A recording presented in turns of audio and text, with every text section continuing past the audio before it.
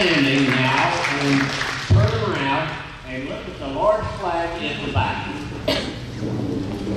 48 stars, that was flying when we fought the war. Would you please pledge our allegiance to our flag and our country? I pledge allegiance to the flag of the United States of America and to the republic for which it stands, one nation, under God, indivisible, with liberty and justice for all. Thank you very much. You'll be seated. A quick thank you for our piano player, Jerry Coffin, who is in fact a veteran of the Vietnam War. Thank you. Mark, do you want this taken now from me on? Good morning. Thank you for coming today. We have three speakers today. I'll introduce them. This is Alan Sanderson, who will talk third. This is our second speaker, John Martin Bender, MD, who will talk second. And this is Levine. He's our first talker today. Now, I'd like to show of hands, first of all. I want everybody to guess who's the oldest up here. And number one, show of hands for Alan Sanderson. We get about 50% for Alan. Now for John Martin Bender, give me the hands. We get 27% for Irv Levine. Okay, we're at 42%. So the last people that had their hands up, Irv wins by about 6 months. All three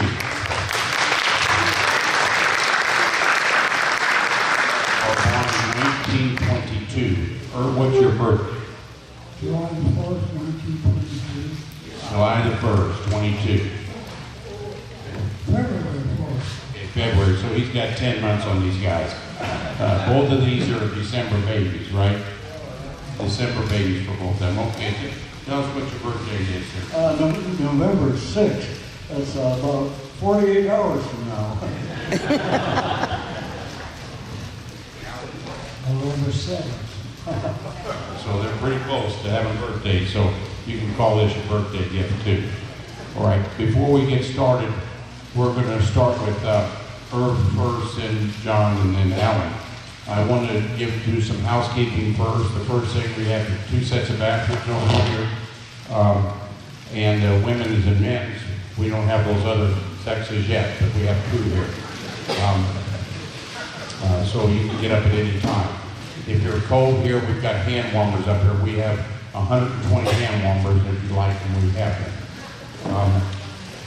I'm going to go quickly around the museum to tell you one just in 4 minutes before we get to discussion.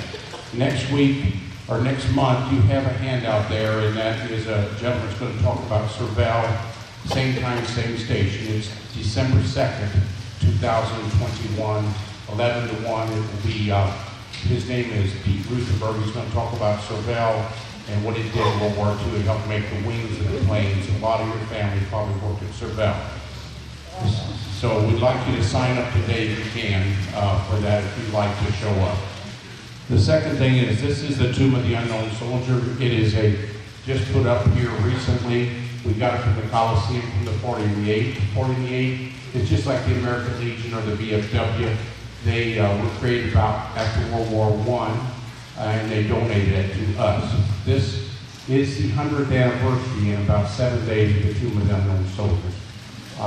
The tomb of the soldier was brought back from Europe on 11/11/19, so it'll be 100 years old in Arlington Cemetery. 21 feet of carpet or grass in front of the Arlington Cemetery, and they've been honoring it 24/7 since 1948. So I'd like you to look at this at some time and keep reference for that. There's 2 other people buried in that grave in Arlington, one from the Korean War and one from World War II. None from the Vietnam War, because everybody supposedly has been identified. To your back is a P-47, where our foundation now has collected half of what we owe on it. We'll by the end of this month, we'll be at 1/2 of our $3.2 million goal. If you have any friends that would like to donate, we'd love to have the donations. Behind the LST boat, we have a LST, it's called a Higgins boat. Behind that, we have a new exhibit there, and it's about John Bethel Gresham. John Bethel Gresham died 2 days ago, 104 years ago.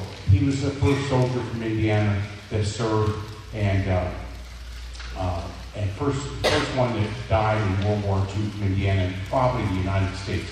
There's things back there. He was exhumed in 1921, brought shown his stake at the Coliseum. There were 20,000 people that passed his casket. So, love you to visit that exhibit. That's a new exhibit back there, not completely done.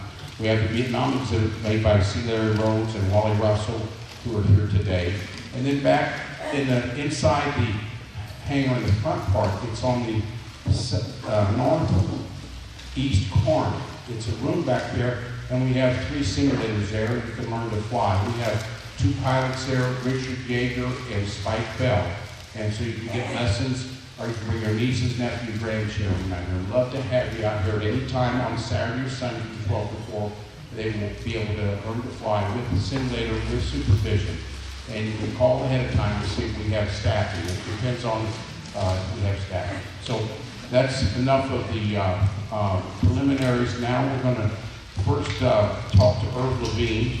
And Herb, I want your microphone on. You got to push that button up a little bit. And Herb, I'll help you there. Herb, just a test.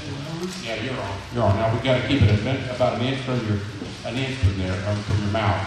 So Herb, tell us, you enlisted in Ohio and went overseas. I'd like to hear what you worked on before you went overseas. What kind of plane did you work on before you went over there? 1 inch from your mouth. Wait a minute. It's got to be directed like this or like that. That's perfect.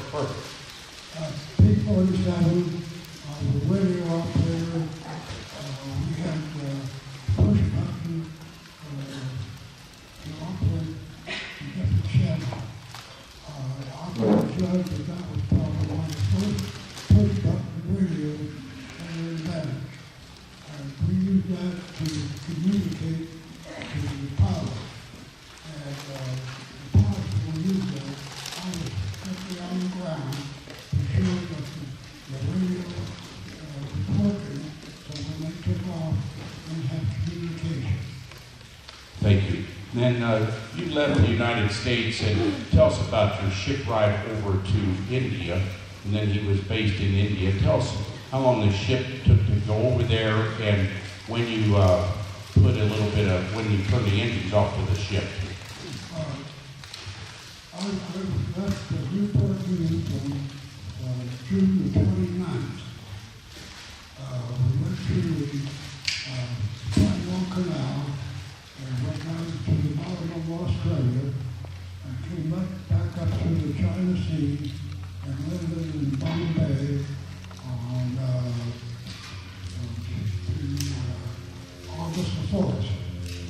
And it was quite, especially when you're a man lover and not a seaman.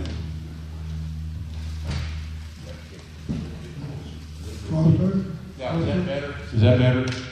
Okay, both. You got to be about an inch away. Can you hear in the back? I want hands in the back if you can't Can hear. you hear me? 1, 2, 3, 4. You're all right now? 1, 2, 3, 4. Okay. Is that yes or no? Can you hear him? Okay, this is you can't hear, and this is I can hear. Okay, got good signals. Okay, all right, and keep telling us because if you don't hear, it's not any good. Okay.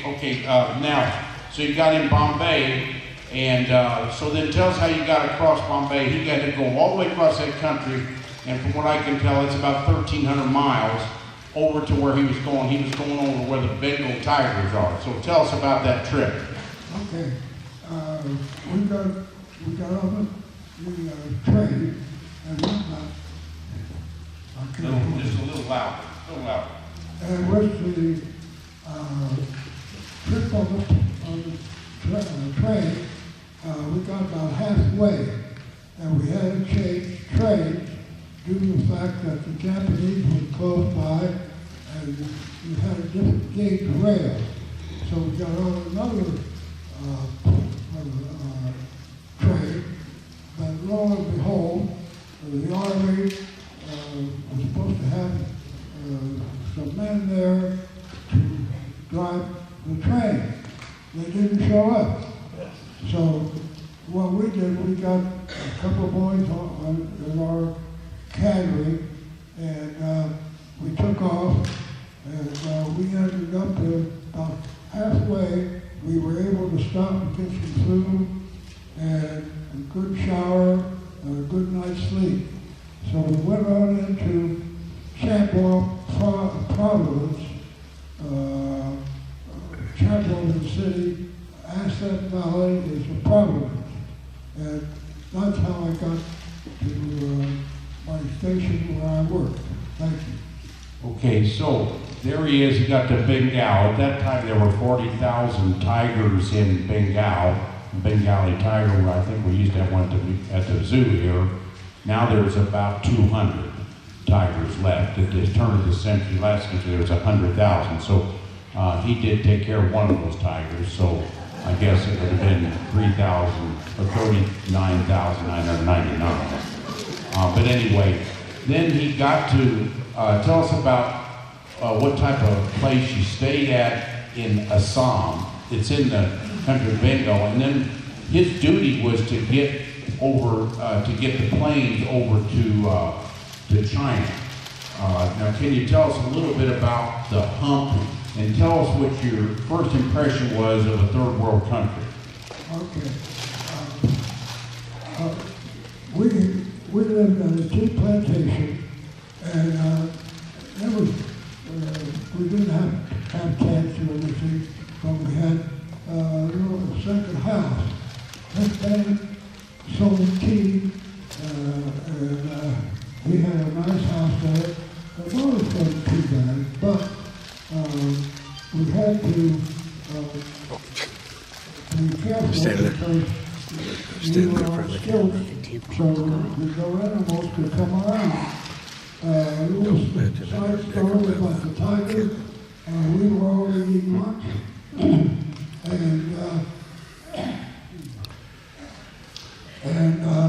the natives came up, about 5 of them, and they wanted us to go out and kill a tiger. They had caught the tiger in a trap.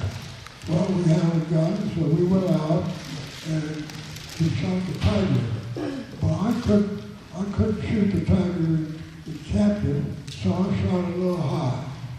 But we did get the tiger, and we got the skin, brought it back to the base, and we raffled off the skin, and unfortunately I didn't win it, unfortunately, one way or the other. Okay, then, can you hear him back, yes or no? Okay, is he doing all right on volume? Can you hear him volume-wise? You need to speak up. Just tell me, yes or no. He's okay? Up. You got to speak up, Irv. A little bit louder, just like I'm yelling in this microphone. Just yell at it a little bit. Okay, so then Irv's, here he is, and he got the tiger, and he's living there. Now tell us what your duty was in Assam, or Bengal there, where we were moving planes. This is called the hump. And we have a display in the other room in that honor gallery where we have 2 soldiers here, 2 Army Air Corps people from Evansville. One was a guy named Ellis Carson, he owned Sunbeam Plastics. He flew the hump. There's another guy named Lloyd Brinker. He flew the hump. I don't know what kind of plane that Ellis Carson flew, but Lloyd Brinker flew a 46. And Irv flew in the 46, a C-46. So we have a display of that. But the hump is pretty important in that we had to get a lot of things from India to China. Close to, it was about tons, a lot of tons there. Now tell us why the radio was important at that time and what you did to help these planes get over the hump. It's one of the most dangerous flights you can think of. If you think the Indian Ocean's warm and the Himalayas are cold, and the cold hits the warm, and it gets a lot of turbulence. tons of turbulence. They said some of the currents were as high as 257 miles an hour. That's not very common, but some planes even turned upside down. Some people didn't come back. It was called Tin Alley or Aluminum Alley. It was a 500-mile trip from India to Kunming, China, where he was based in both places, trying to keep these pilots safe. So tell us a little about how you did the radios and what you did with those. Well, we had equipment operated by diesel engines, and it would put a signal out. This was 24 hours a day, and put a signal out from India over to China. They had the same kind of equipment. It was well, I guess you could say almost like a computer, but we had to be on guard all the time to be sure that the signal was going on, because we had planes flying over the hump. Now the hump is about, I'd say 14,000 feet high, and some of the boys didn't make it, but a lot of them did come back. And we maintained that. It's called low-land equipment, low-land navigation. And it was a Navy equipment, and it was strictly updated. There wasn't anything like it outside of the war. Low-land equipment. Thank you. So the Levine equipment, I think, has been made obsolete by GPS and some other things that shot radio waves to the plane and back, and also to the top of the Himalayas back. So they had one station over in India and one over in China, and he went to both stations and made sure they ran all right. They needed a diesel engine to make them work okay. Now, tell us about your experience in China and what the culture was like then. You were a 22, 23-year-old young man. What did it seem like to you, and also in India? Tell us what the experience was like there, Herb. Well, China and India were very poor people, natives. In fact, I want to tell you about the stations we had in India was, we had the diesel one there also, and it was right close to the jungle. Now, our residence there that we lived in was right 50 yards possibly from a village. We got to know the people in the village, but you talk about poor, boy, between that and China, you look at it today and you wonder way back when they were just strictly huts and boxes made so people could work and live in. And it was really tragic to see something like that, but that's the way it was. And you put people over there, I know when I got to Kunming, China, there was beggars laying on the sidewalk with open cuts in their legs, and they would just keep that open cut open so they could get money. They were, I mean, it was something else compared to what we had over here. Okay, you can build up some questions for Herb, because they're going to stay on stage after we're done, and I'm going to let now John Bender talk a little bit.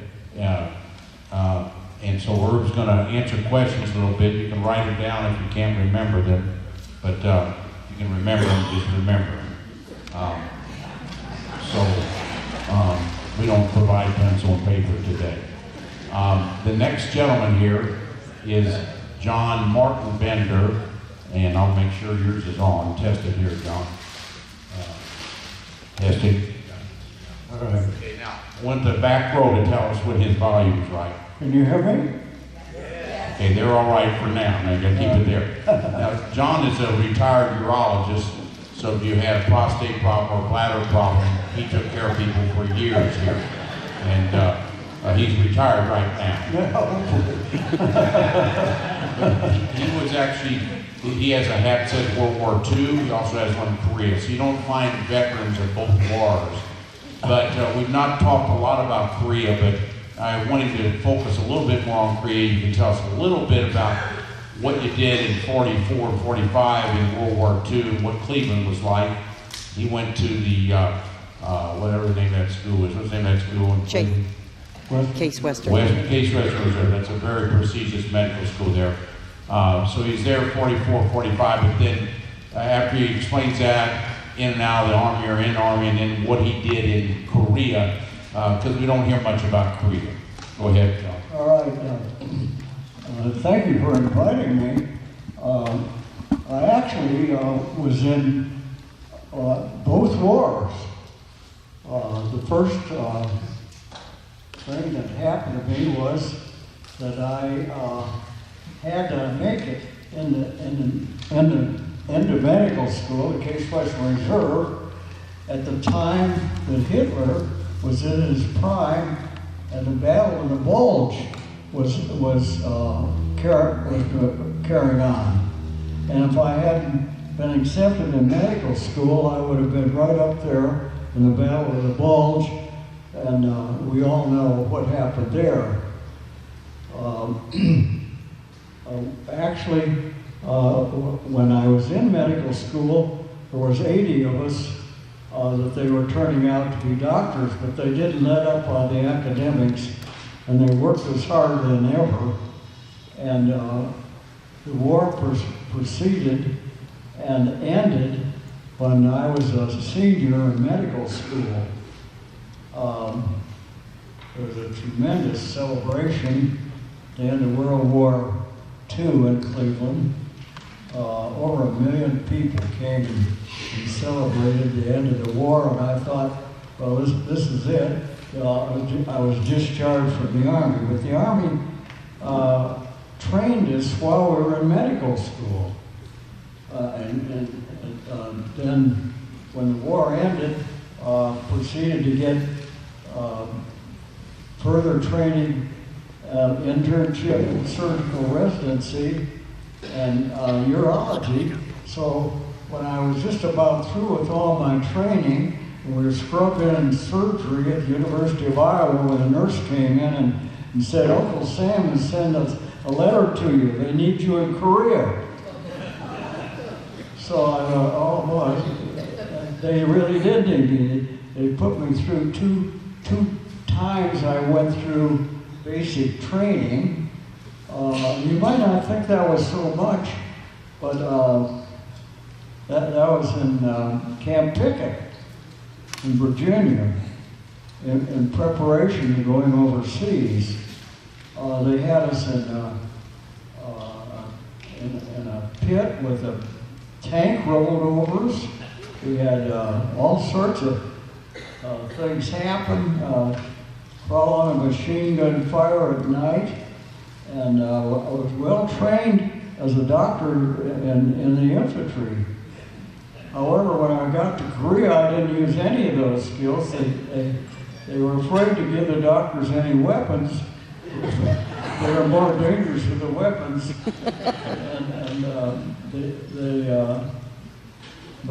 My proceedings were strictly as a doctor. But when I finally got in the Korean War, I was in a prison camp. And the prison camp was called Kojido.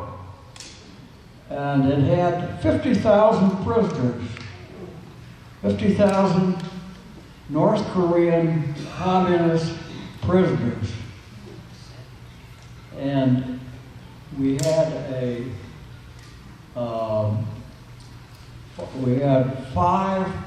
we had 10 compounds of 500.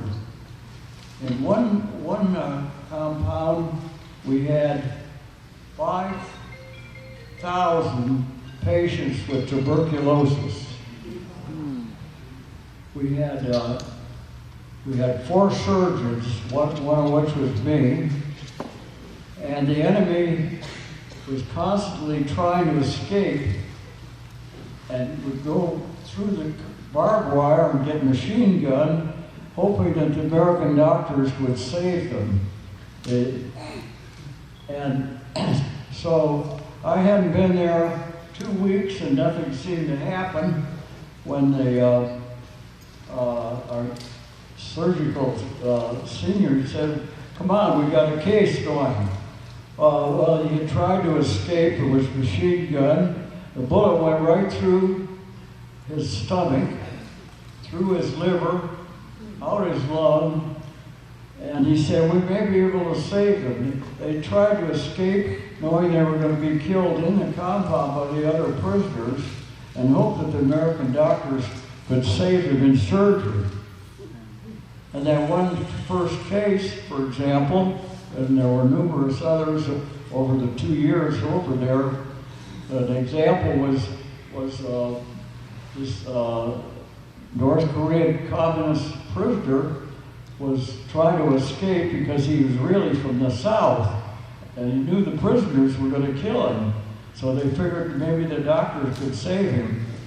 And the bullet went through his abdomen, out through his liver, and went over his lung, and we had him in surgery, and they asked me to assist the surgeon, and he said, I'm handling all this stuff. He said, "John, you go ahead and open the left side of the abdomen and see what you find."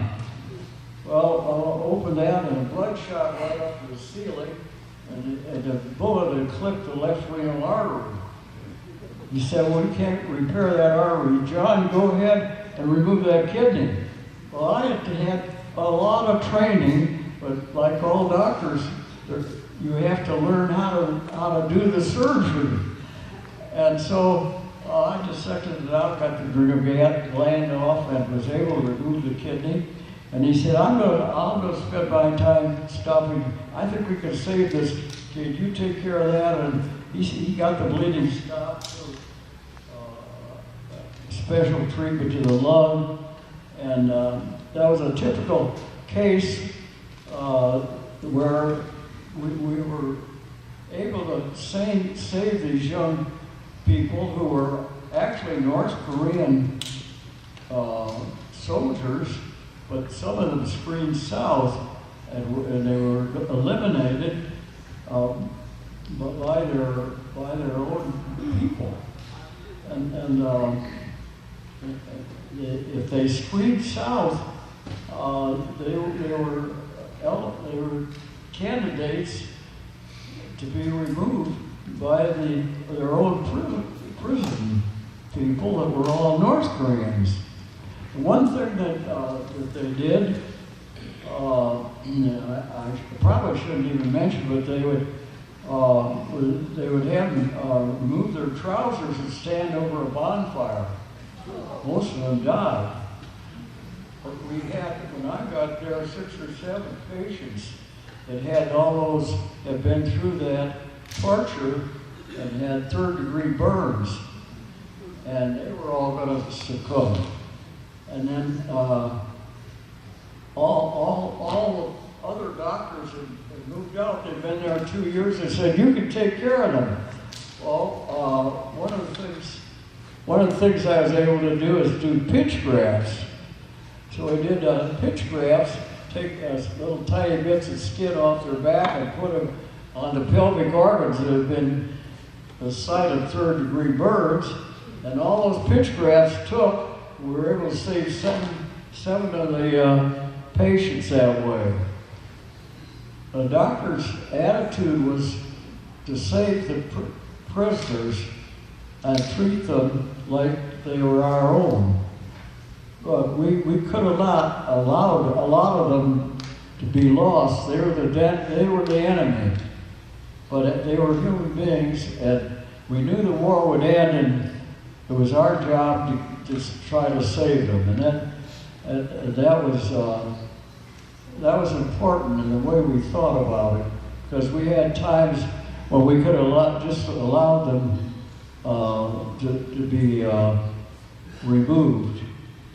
And John, I want you to Yeah. also elaborate on a little bit about, just quickly about tuberculosis, and then we got another speaker here, and then the last thing about tuberculosis, then how all these, when the war was over, how were the prisoners transported back to Korea? Yeah, I don't know, it's tease. The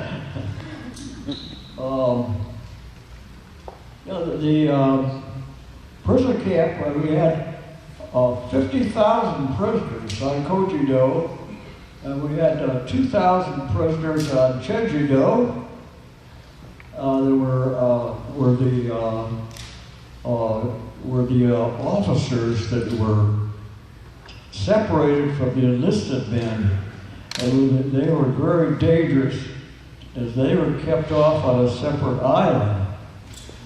And they had communist sports, and they were against the rules of war. And they would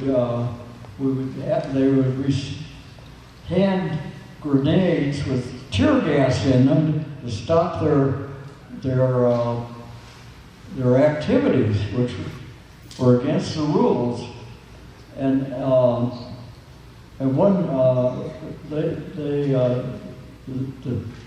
the ones that were the senior members, the high-ranking ones, were the hardest ones to deal with.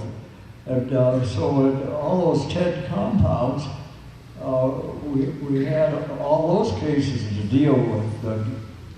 But what we were mentioning is that of these 50,000 prisoners, 5,000 of them had tuberculosis. Well, I got interested in investigating tuberculosis here recently, and I found out that going back as far as 2,500 years BC, that 7 out of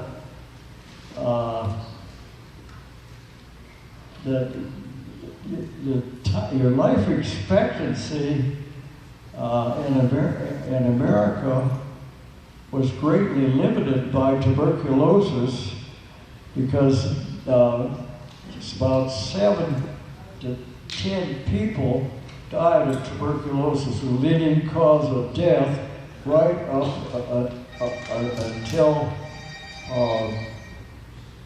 the Korean War. That's hard to believe. So really, a big instance of tuberculosis there, and remember, he saw a lot of streptomycin being given, then INH developed, and some other things, because as a urologist, a lot of these hit the urological organs. You had to take kidneys out that had a lot of tuberculosis on them and things in the prison. So, but I think you can ask some questions of John after I get Alan to talk, and Alan's going to say some of his experiences about what happened to him. Now, Alan was in World War II, and he's on the board here at the Evansville Wartime Museum. He's been a big contributor. And so, Alan, I think Jeff Dodd may ask you some questions, or Alan, you can. I'm going to give you the microphone here. Okay. You got one. We don't need 2. We don't need 3. Testing. Now, can I have one back? Yeah. Right there. Okay. If I'm going to come after you if you doesn't say it there. Okay. Can you hear it back? Can you hear me? Okay, you got to keep it there. Tell us when you can't hear it. Okay, go ahead, and Jeff's going to lead this. Thanks, Mark. So I don't have to eat the microphone. I'm going to try and keep it as close as I can in my mouth. Can you hear it in the back? You can't hear it, Joe. Okay.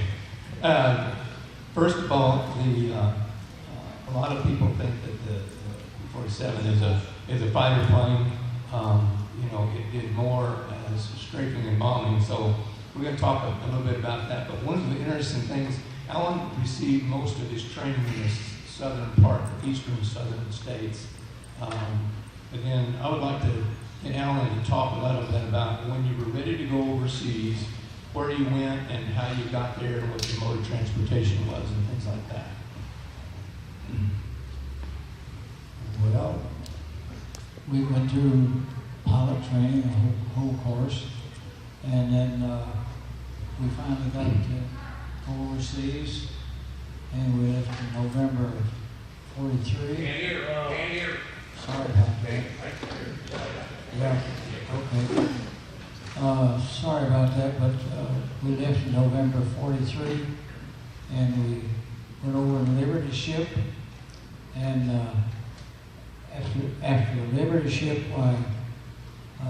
we landed in Oran, and that was in North Africa, and then the ship that was following with us had our 47s, and these were the first 47s that were introduced into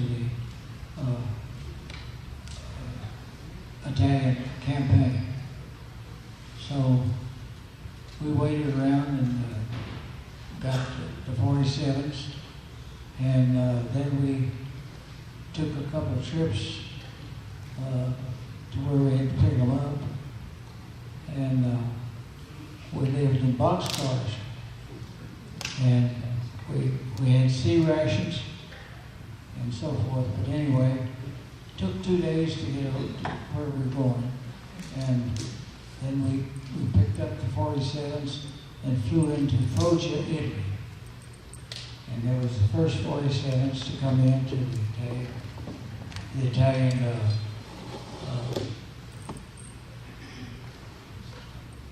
campaign. So, one of the things that I found interesting is as you went from Oran to Tunis, that was all in North Africa, what kind of planes were you flying before you could get to take the P-47s? Well, we weren't flying planes because we were just getting there. The first planes we flew were 47s, and the old P-40 was the one that they used in the desert coming through the North Africa. And the 57 fighter group, before you guys got there, were flying P-40 Warhawks, right? Yes. Okay. And then, so when you flew, you were bringing brand new P-47s up to Foggia, and then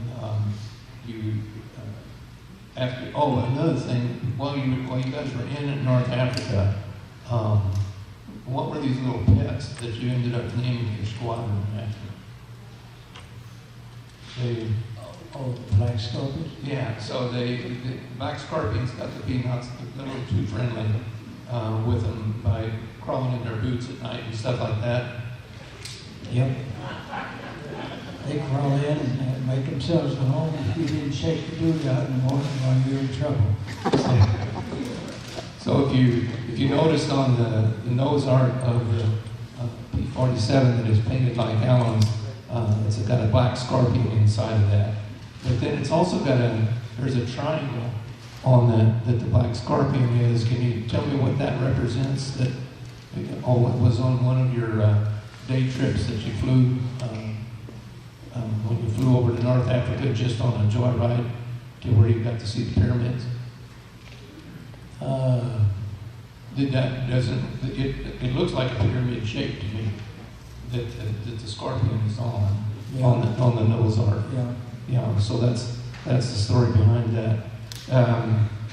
There was a B-25, I think, flew several of you guys over to Alexandria, and while you were there, you were eating at a restaurant, and you looked at the table right next to you, and was there somebody special sitting next to the table, or at the table?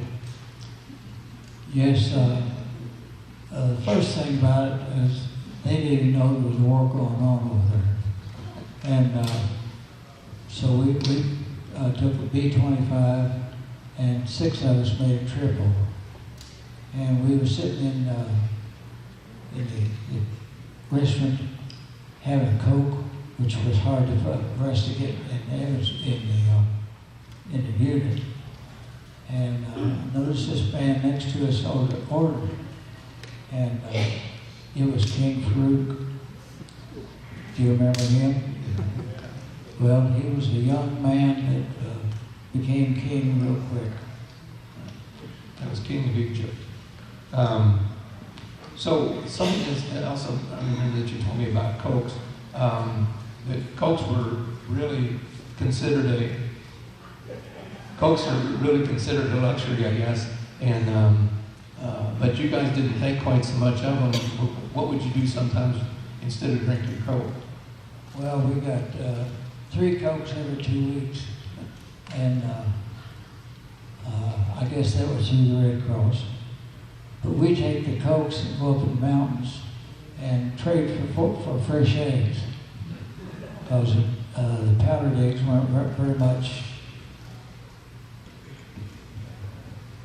Okay, let's talk a little bit about, first of all, can you tell people when we're talking about the difference between strafing and dive bombing? Well, strafing, you got 8 50 calibers. They're just like this model we have out here. And you go down and strafe, and you pick any target that looks like it would be an enemy. We did a lot of strafing on steam engines.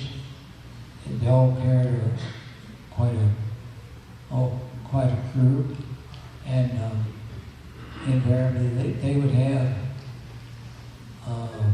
probably, I would say they'd have 8, 10 cars behind them. And if you put one of those locomotives out, why, it slowed up everything. And believe me, those 850 calibers would take a locomotive out real quick. Interesting. What was the main purpose of your strafing and your dive bomb? What were you trying to do to the Germans? Well, our operation was called Strangle, and our position was that we were trying to keep the enemy from getting out supplies and bringing things in. So basically, it was Operation Strangle. Okay. And you were flying out of bases like that were Foggia, Naples, Corsica, things like that, areas. What were your geographic targets? In other words, most of the targets or the missions that you flew were in what part of Europe? Well, it was everything from south of Rome till we got past Rome, and then from then on it was everything all the way up to France. So basically, northern Italy and southern France. Yes. Okay. When you were defined a mission, a lot of times we think of everybody, the alarm goes off, all the pilots go running out to their planes, and that was more like the Battle of Britain. But the types of missions that you were flying, it sounded like they were pretty well defined. And what were your main targets? You mentioned trains. What were some of your other main targets that you would be going at? Well, we get troops. We get anything that was military that was on the ground. We try to hit it. We had some boats, harbor that we had boats that belonged to the enemy. Convoys. Do what? Convoys like trucks and jeeps and. Well, yeah, we had those too, but I was talking about the harbor. We had boats in there. Okay. And airfields, enemy airfields, I assume would be your target sometime? Yeah, we got quite a few airplanes before they took off, and most of the kills were on the ground, really. When you would leave, you had both bombs that you could be dropping. You had primary targets and secondary targets, and you had streaking. What normal sequence would you go to? What would you go after first? Well, basically, we dropped the bombs because we needed to get rid of the bombs. Then, because there would be a reason that the enemy either was contacting us or something, but we got rid of the bombs. That's the first thing. And then, as you were flying back to your home field, if you had any strafing capabilities left, you would just go after anything that looked like a legitimate target. Is that correct? Yes. Okay. There's a special term that you talked to me about one time, and that you called it skip bombing. I had never heard that term used before. Can you tell a little bit about what that is? Well, northern Italy was just full of mountains, and there was a lot of places that they had tunnels under. These tunnels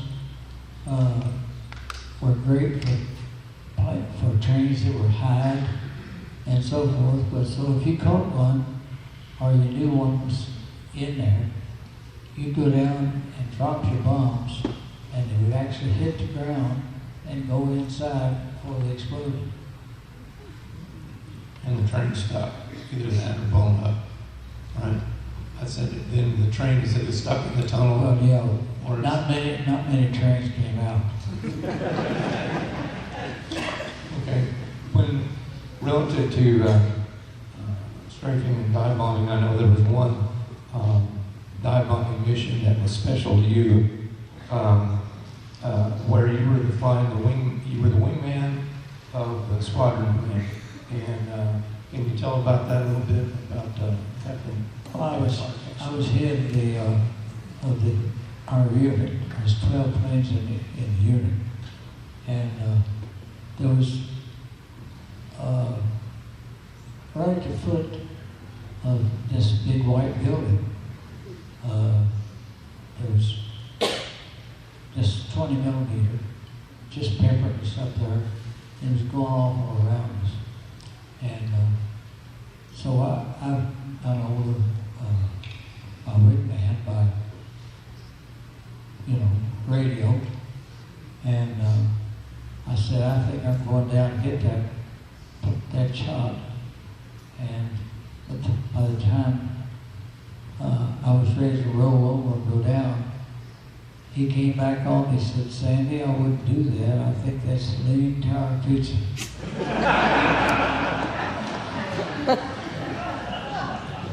Then to continue the story, 3 days later we were coming into the same area, and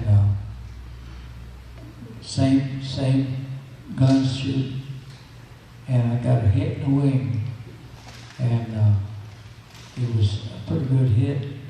The plane had frozen controls. It would only do, believe me, it would only do 360 degrees left. And so my wingman got on the radio, and he called off the airspeed, and we did 360-degree turns all the way back to our base. I think it took about an hour. So there was another time where you were flying as wingman for Captain Art Exon, and you were on a bombing run, the way I remember. Can you elaborate on that? This is one of my first missions. I was flying a wing of our commander, Art Exon, and we went in straight in a building. It just looked like an ordinary building. And sure enough, the thing went up in a big blast. And the last I saw him, he was caught in the middle of the blast. And I never did see him come out.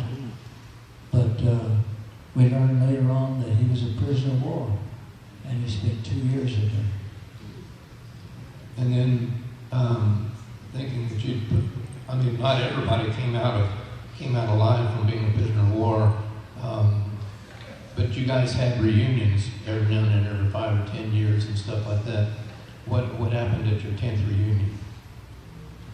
at the 10th Reunion. Yeah, isn't that, did you see Art again? Oh, yeah. My wife and I were having dinner in San Antonio, and I looked over at this table, and I recognized this guy, and I said, "That's Art Exon." And Art was sitting there, and I walked over to him, and he says, "Hi, Sandy." And that was a good 3 years after that. So it's quite a recognition. That's a good ending to a story. We talk about a lot of things. Alan, you guys they've just got tons of great stories. If you ever get a chance to just sit down and talk to them, they're a fantastic bunch of heroes.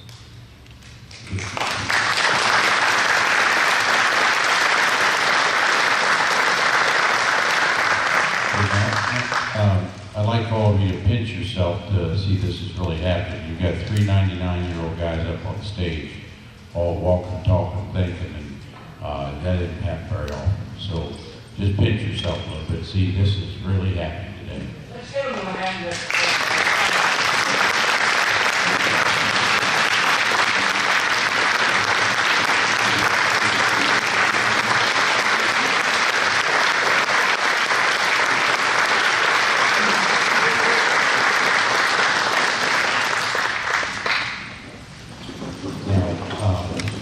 You have to go to the bathroom, you have to leave, that's fine. We're going to open that up to the crowd, and we've got 6 microphones. So you have to say who you are directing your question to. You have to say who you are, and you have to speak loudly. And 1 inch from the microphone should be just like this, not like this, parallel to your mouth. And so if you don't have questions, we will have people.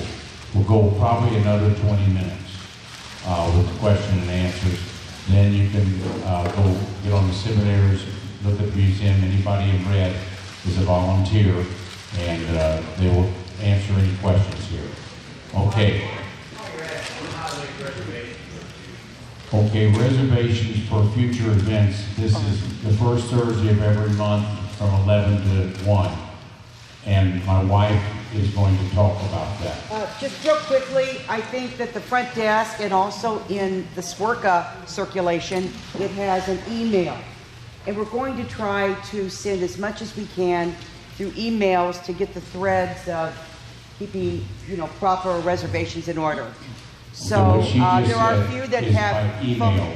And if you don't have email, that's okay to call, but it really makes it a lot easier and easier to follow and to track. She's been taking care of the reservations, so her phone has burnt up 2 or 3 times. So if you do have email would be easier on her. I don't want to wear out my welcome. I've already think I've worn it out. But anyway, so now somebody has a question, and we have to know who it's to here. Anybody over here have a question? Here, back here. Then I will ask a general question to all 3 of them.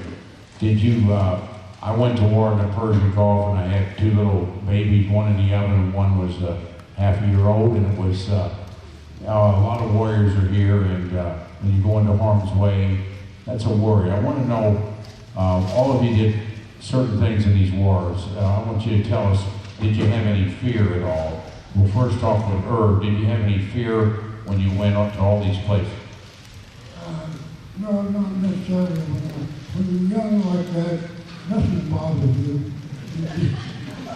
You just go on living and live about it. He says, don't worry about things. I was 39, I wasn't 22, and I was a little worried about not coming back.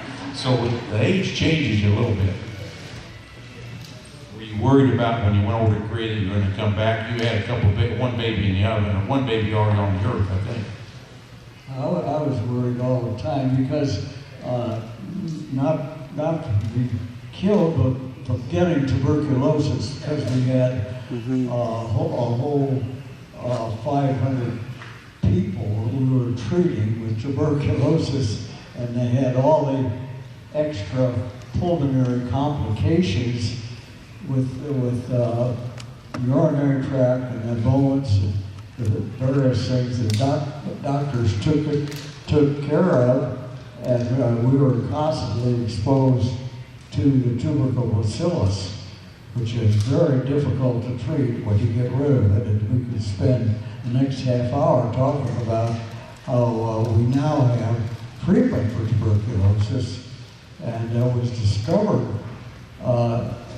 during the Korean War, and it was streptomycin.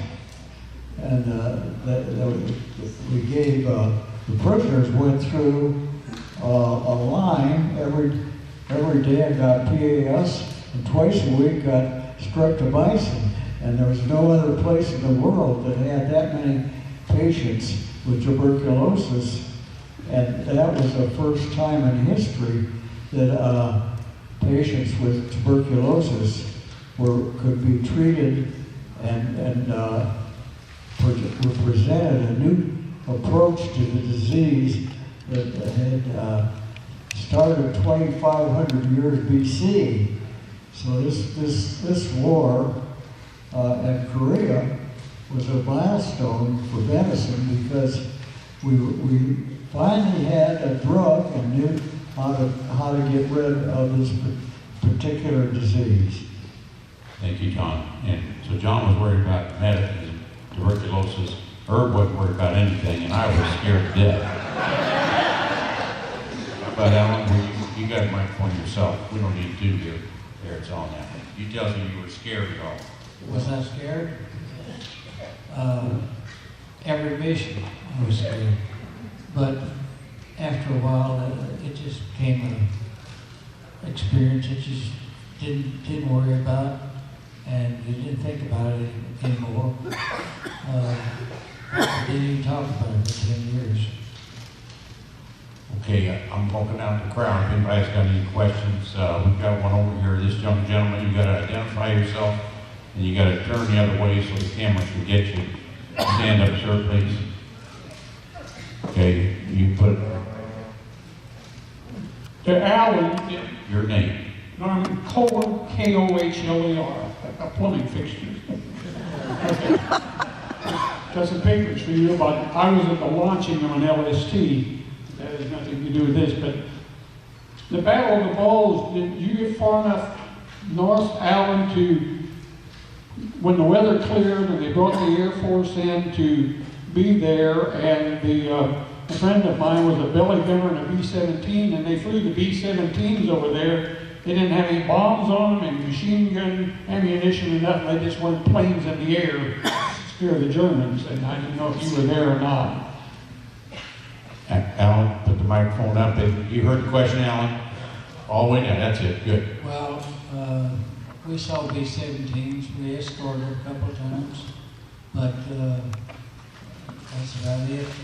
B-17s were as predominant in Italy as they were up in France, because you had the run from London all the way to Berlin. Other questions? Anybody else out here? Yes, sir. It's Mr. Stephen Bretto. If you could just yell it, because I don't have the microphone. But Stephen Bretto is a CB from Vietnam era, and so CB is the one that made all the runways and everything else that we needed after we conquered somewhere. I'll bring the microphone. Just okay. So, question else? Brian is about Brian Bretto, and he's got a company that will fix your locks.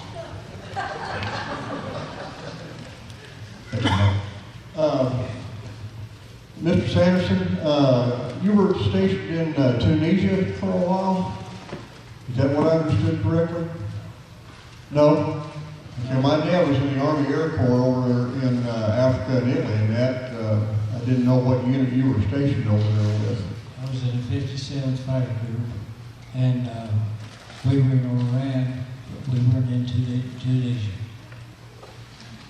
Okay, well, he probably caught up to you later because that was the group he was in too. He was a sergeant and he was a mechanic in there. So, kind of interesting to see where the paths might have crossed along the way. Dad's been gone a long time, but he would have been really interested to be out here. Thank you all three of you for your service. We appreciate that. Thank you.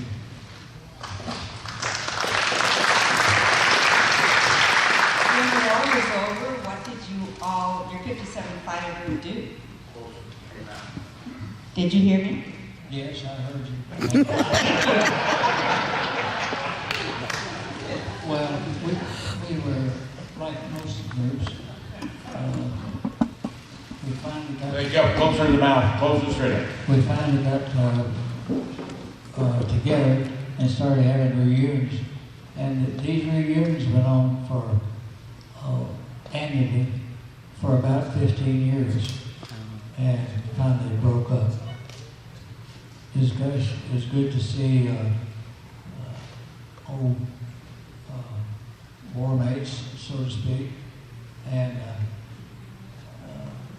see families, and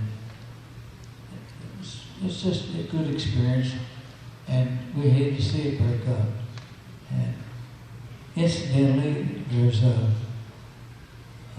museum like this in New England and Hartford, Connecticut, and it's got a 47, and it's got a plaque of all the names of the people that were in the 47 group, and it's well done. Almost as nice as this. Okay, we've got Earl Fetcher here who's going to ask a question. Used to be a principal at Chandler and then in Paoli, and he's a flyboy, and he volunteers on the LST.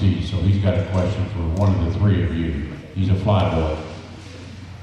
Yes, I enjoy flying. About 6,000 hours as a commercial pilot flight instructor, but what I really want to do, when you talk about flying, it gives me cold chills, of course, but I wonder how many hours and how many missions did you fly, and how many hours did you compile during your service?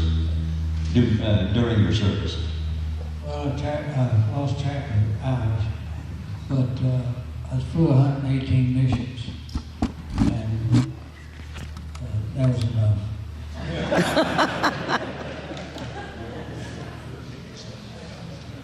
Thank you, and we, all of us, appreciate all three of you being here. And happy next birthday.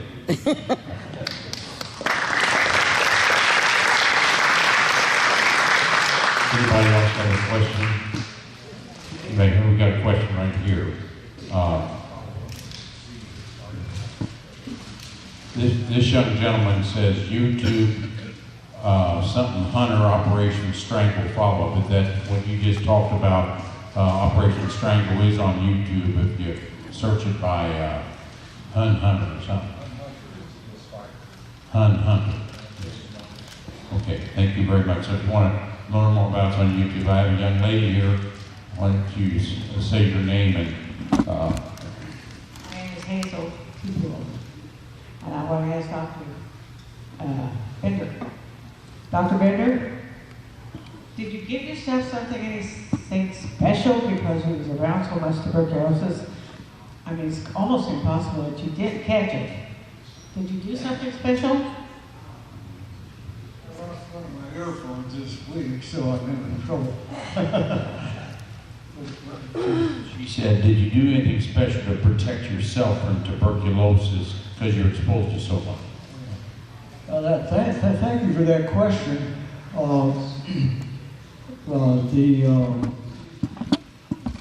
The huge number of patients that we had were all isolated in one area, and all received their streptomycin twice a week. So we didn't have to protect ourselves from them. The ones that the doctors actually saw were the ones that had invasion of the tubercle bacillus into the other organs, as the kidney and urinary tract and the bones and even the brain were the chief obstacles for the tubercle bacillus to get out of the lung, which is the primary place that tuberculosis starts.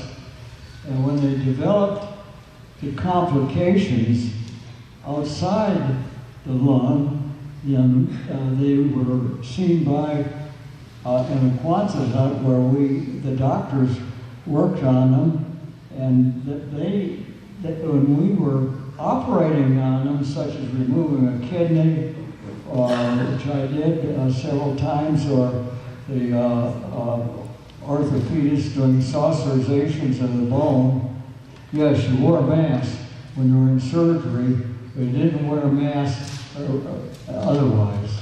Good question. Thank you. Yes, Mike. Good. Yeah. Okay, yeah. Well, this is not what works very well. Okay, go ahead and identify yourself, sir. I'm Steve, Alan Steve Page here.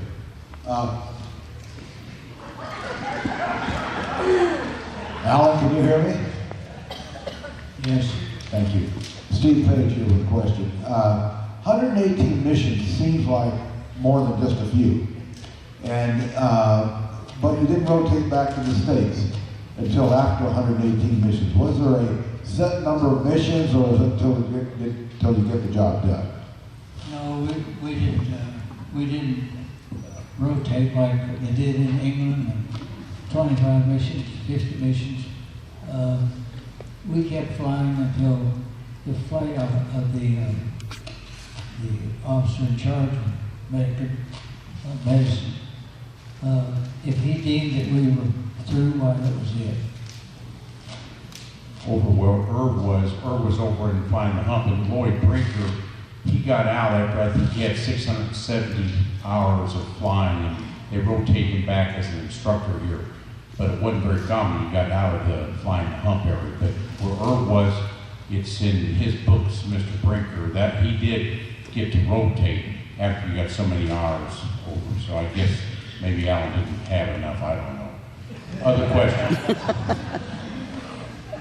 Other questions from anybody? Raise your hands if you got a question. We got other microphones back there. Mr. T, we found some more.